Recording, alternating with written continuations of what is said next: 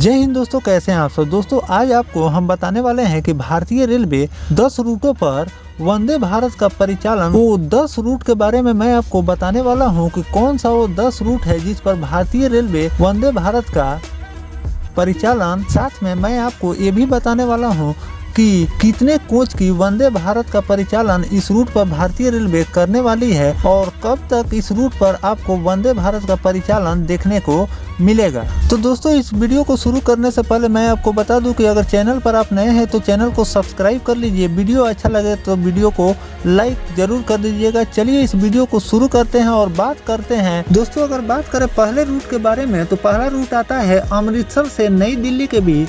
भारतीय रेलवे इस रूट पर वंदे भारत का परिचालन शुरू कर सकती है और इसका अगर डिस्टेंस की हम बात करें तो 448 किलोमीटर का ये डिस्टेंस है और इस पर 8 कोच वाली वंदे भारत का परिचालन भारतीय रेलवे कर सकती है। आगे बढ़ते हैं और दूसरे रूट की अगर हम बात करें तो जम्मू से श्रीनगर के बीच वंदे भारत का परिचालन भारतीय रेलवे शुरू कर सकती है, लेकिन इस रूट पर चिनाब ब्रिज का काम अभी रुका हुआ है, उसका काम अभी कंप्लीट नहीं हुआ है। तो चिनाब ब्रिज का काम कंप्लीट होने के बाद इस रूट पर आपको वंदे भारत का परिचालन देखने को मिल सकता है। इस पर भी भारतीय रेलवे वंदे भारत की परिचालन शुरू कर सकती है। और इस पर अगर वंदे भारत की कोच की बात करें कि कितने कोच की वंदे भारत का परिचालन इस पर भारतीय रेलवे शुरू करेगी, तो इस पर भी आपको 8 कोच वाला वंदे भारत देखने को मिल सकता है। अगर हम बात करें तीसरे रूट के बारे में कि तीसरी रूट कौन सी होने वाली है, तो तीसरा रूट है गोरखपुर से पटना के बीच। इसका डिस्टेंस 300 किलोमीटर है। इस पर भी वंदे भारत का परिचालन भारतीय रेलवे शुरू कर सकती है। और इसके रूट के बारे में अगर हम बात करें तो अगर छपरा सिवान रूट पर भी इसका परिचालन हो सकता है और भाया थावे के रास्ते भी इस पर वंदे भारत का परिचालन भारतीय रेलवे शुरू कर सकती है।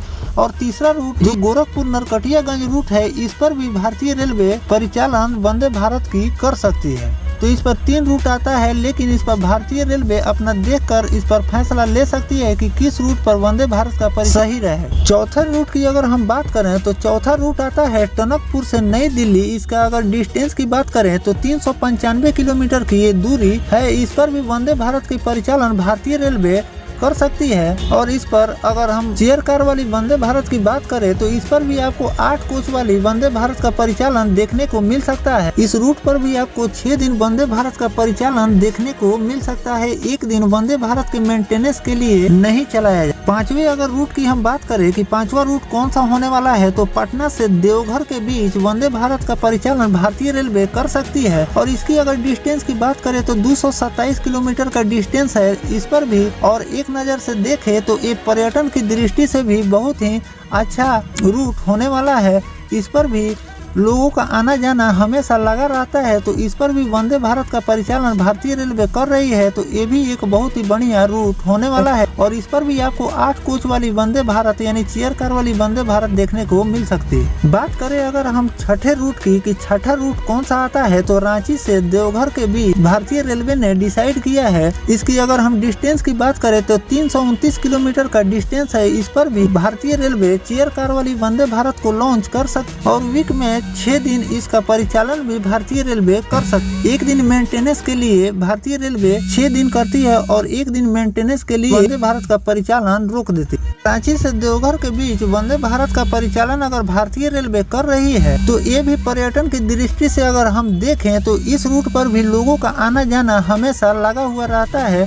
तो इस पर भी वंदे भारत के परिचालन अगर भारतीय रेलवे करती है तो अच्छी खासी कमाई इस रूट पर हो सकती है। बात करें अगर 7वें रूट के बारे में कि 7वां रूट कौन सा होने वाला है, तो रांची से वाराणसी के बीच वंदे भारत का परिचालन भारतीय रेलवे शुरू कर सकती है। जिसकी दूरी की अगर हम बात करें तो 571 किलोमीटर की दूरी होने वाली है। इस पर वंदे भारत का परिचालन भारतीय रेलवे आगे चलकर कर सकती है और ये भी बहुत ज्यादा इम्पोर्टेंट रूट होने वाला है। बात करें अगर 8वें रूट के बारे में कि 8वां रूट कौन सा होने वाला है, तो लखनऊ, अयोध्या और वाराणसी भाया प्रयागराज, ये भी रूट बहुत ही ही ज्यादा इम्पोर्टेंट होने वाला है। इस पर भी 8 कोच वाली वंदे भारत का परिचालन भारतीय रेलवे करने वाली है। ये भी रूट बहुत ज्यादा इम्पोर्टेंट, इस पर भी लोगों का आना जाना हमेशा लगा हुआ रहता है। और इस रूट की बात करें तो अगर इस पर वंदे भारत का परिचालन भारतीय रेलवे शुरू करती है तो इस पर भी भारतीय रेलवे को इस रूट पर अच्छी खासी फायदा भारतीय रेलवे को होने वाली। बात करें अगर 9वें रूट के बारे में कि 9वां रूट कौन सा होने वाला है, तो लखनऊ से देहरादून के बीच वंदे भारत का परिचालन शुरू कर सकती है। अगर डिस्टेंस की बात करें तो 535 किलोमीटर की